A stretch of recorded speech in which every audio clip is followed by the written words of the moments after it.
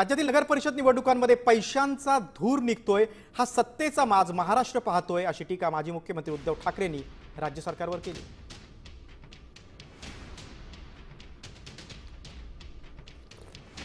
निवडणुकांमध्ये पैशाचा धूर निघताना दिसतोय। आज सुद्धा सामनाचा अग्रलेख आपण वाचला असाल, त्याच्यात देखील याचा उल्लेख केलेला आहे।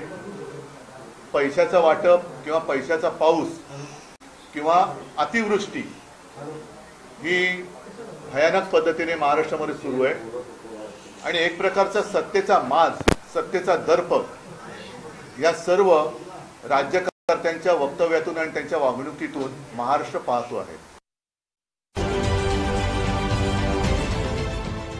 देश विदेशातील प्रत्येक घडामोडींचे लाईव्ह अपडेट मिळवण्यासाठी आता साम टीव्हीच्या सर्व सोशल मीडिया प्लॅटफॉर्मला लाईक, फॉलो आणि सबस्क्राईब करा।